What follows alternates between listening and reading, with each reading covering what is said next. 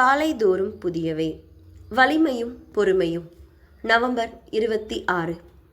இதோ யூதா கோத்திரத்து சிங்கமும் தாவீதின் வேறுமானவர் புஸ்தகத்தை திறக்கவும் அதன் 7 முத்திரைகளையும் உடைக்கவும் ஜெயம் கொண்டிருக்கிறார் என்றான்.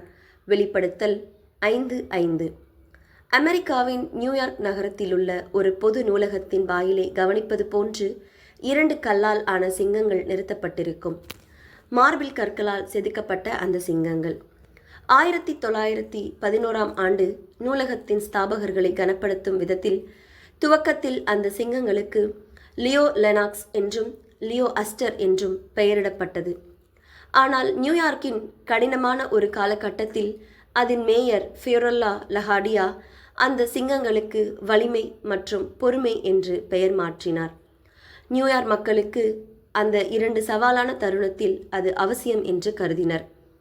அந்த சிங்கங்கள் இன்னும் வலிமை மற்றும் பொறுமை என்றே அழைக்கப்படுகிறது. வேதாகமம் ஜீவனுள்ள வலிமையான கடினமான தருணங்களில் உற்சாகத்தை கொடுக்கும் சிங்கத்தை பற்றி நமக்கு அறிவிக்கிறது. அந்த சிங்கம் பல நாமங்களால் அறியப்பட்டுள்ளது.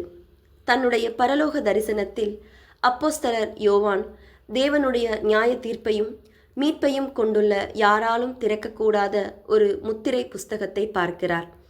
அப்போது நீ அழ வேண்டாம், இதோ யூதா கோத்திரத்து சிங்கம் தாவீதின் வேறுமானவர் புஸ்தகத்தை திறக்கவும் அதன் 7 முத்திரைகளையும் உடைக்கவும் ஜெயம் கொண்டிருக்கிறார் என்று யோவானுக்கு சொல்லுகிறார். வெளிப்படுத்தல் 5:5.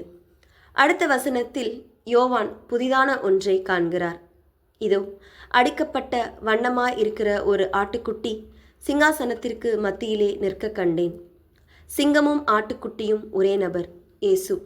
அவரே வெற்றி சிறக்கும் ராஜா. அவரே உலகத்தின் பாவத்தை சுமந்து திருக்கிற தேவ ஆட்டுக்குட்டி. அவருடைய பலத்தினாலும் சிலுவையினாலும் நாம் இரக்கத்தையும் மன்னிப்பையும் பெற்றுக்கொள்ளுகிறோம். எனவே அவர் நித்தியமானவர் என்னும் மகிழ்ச்சியிலும் ஆச்சரியத்திலும் வாழலாம். இயேசுவின் சுபாவத்தின் எந்த காரியம் அவரை துதிப்பதற்கு உங்களை தூண்டுகிறது? அவரின் வலிமையும் பொறுமையும் நமக்கு நித்திய ரட்சிப்பை தேடித்தந்தது. அதை நாம் நம் வாழ்வில் எப்படி கடைபிடிக்கிறோம்? ஜெபம். இரட்சகரே, என்றுமே முற்று பெறாத உம்முடைய நித்திய குணாதிசயங்களை கடைபிடிக்க உதவி அருளும். ஆமேன்.